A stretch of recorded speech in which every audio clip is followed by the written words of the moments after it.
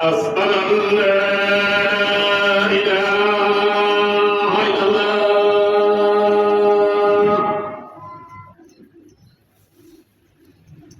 أشهد أن لا إله إلا الله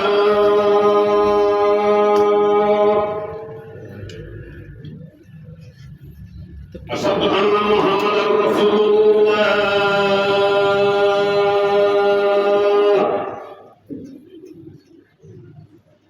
أشهد أن محمدا رسول الله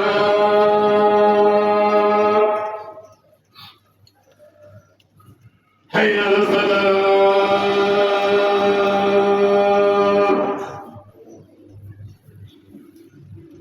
حي على الصلاة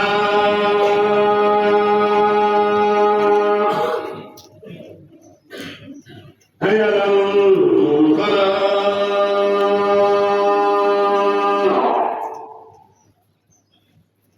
حي على الفلاح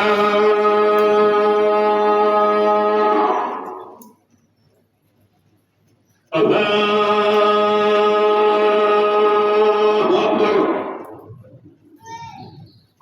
الله أكبر لا إله إلا الله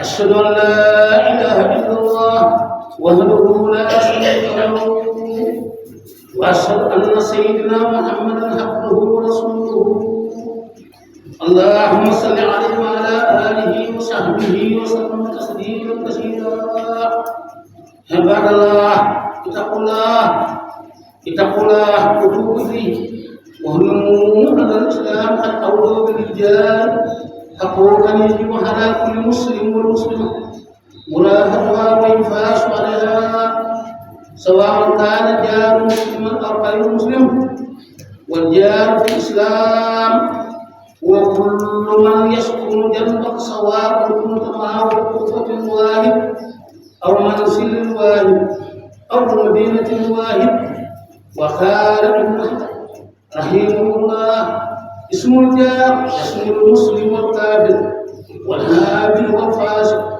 والأخلاق والهرمرات وهو أهلا من بحر فالجار مشرك بالله له حق حكم الجوار وقد ثبت عن رسول الله صلى الله عليه وسلم قوله كن ولن تكن أحد الناس وكن خير أن تكن أشكر الناس وأحب الناس ما تحب نفسك تكن مؤمنا وأحسن الجوار من جارك تكن مسلما وأقل ضحيكه إذا كسرت ضحيكة تميت القلب وإنه ليس من حق الجار كفر الأسى عنه فقط بل احتمال الأسى منه كفر الأسى عن الجار واحتمال الأسى منه لا يكفيان بل لا بد من رفق والإنسان إليه وقال رسول الله صلى الله عليه وسلم لا تحيل صدقة لغني لا يأكله جار فقير فيده فيأكل معه أو يكون في سبيل أو في سبيل الله فاتقوا الله وأحسنوا إلى جيرانكم ولا تضروا فقد سئل النبي صلى الله عليه وسلم عن حق الجار فقال أتدرون ما حق الجار إن اجتهاد بك أحدته وإن أنصرك نصرته وإن أخبرك أخبرته وإن ارتقى عنه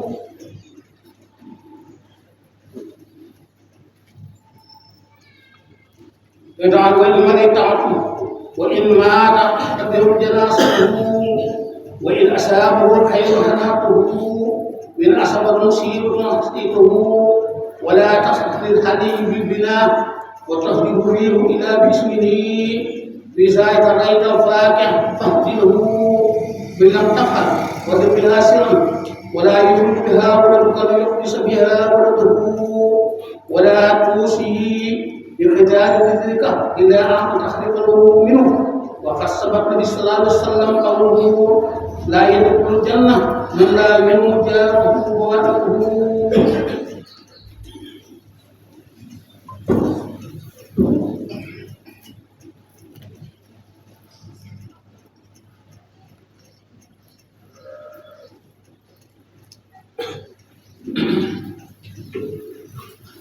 الحمد لله ولي الصالحين، أشهد أن لا إله إلا الله وحده لا شريك له، وأشهد أن سيدنا محمدا عبده ورسوله. اللهم صل عليه وعلى آله وصحبه وسلم تسليما كثيرا.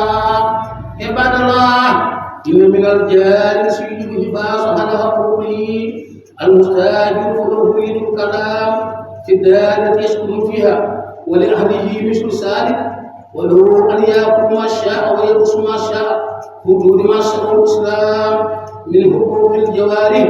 وإن جملة حق الجوارح في الإسلام هي أن يبدأ الجار بالسلام ولا يتم معه كلام من غير ضرورة، ولا يقصد سؤال عن هذه إن لم يكن يشاهده فيها ويهون في مريضه ويعيش في مصيبته، ولا يطعم إلا حضراته، ولا يدور عليه بكره الأوساخ إلا بابه أو مياه القشرة.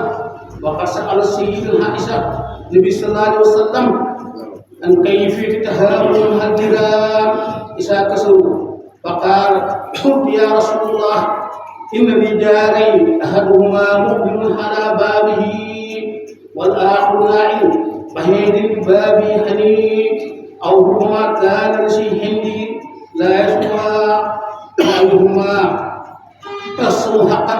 فقال صلى الله عليه وسلم: المقبل حنين بابه.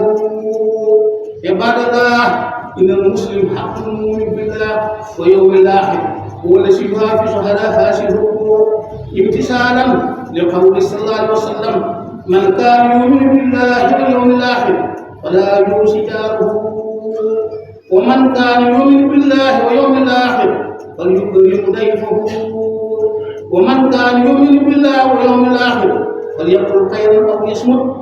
اللهم آت أنفسنا تقوى وزكاها خير من زكاها أنت وليها ومولاها. اللهم اغفر لنا ما قدمنا وما أخرنا وما أسررنا وما أعلنا وما ذاك مقدمات ومؤخر. لا إله إلا أنت.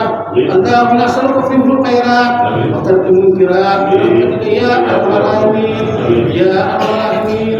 ربنا آتنا في الدنيا حسنة وفي الآخرة حسنة وقنا عذاب النار. ربنا لا تزغ قلوبنا بعد إذ هديتنا وهب لنا من لدنك رحمة إنك أنت الوهاب. ربنا ظلمنا أنفسنا إن لم تغفر لنا وترحمنا لنكونن من الخاسرين. ربنا إني أسكنت من ذريتي بواد غير ذي زرع عند بيتك المحرم ربنا ليقيموا الصلاة بأفئدة من الناس تهوي وسبل الثمرات. يا اللهم صل على سيدنا محمد الفاتح لما أغلق والخاتم لما سبق ناصر الحق بالحق والهادي إلى صراطك المستقيم وعلى آله حق العظيم. سبحان ربك رب العزة عما يصفون وسلام على المرسلين والحمد لله رب العالمين. يغفر الله لي ولكم ولسائر المسلمين.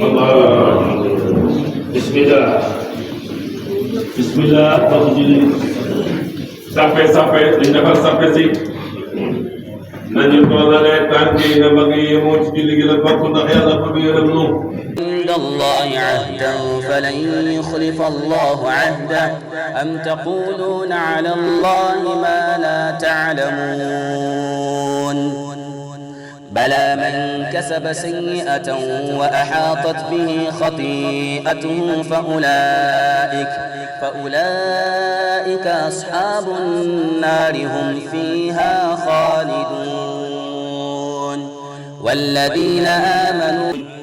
Mahmoud TV, la chaîne d'éducation islamique bi leen di jox ay xibaar yu wér tour waaye itam di leen defal ay chronique yu am solo ci wàllum diine ci noonu itam di leen tafsiral téere mag ñi ci kàllaama kocc. kon nag mbokk yi abonné leen ci chaîne bii di Mahmoud TV. Mahmoud TV, une chaîne actualité, un cœur islamique. Abonnez-vous.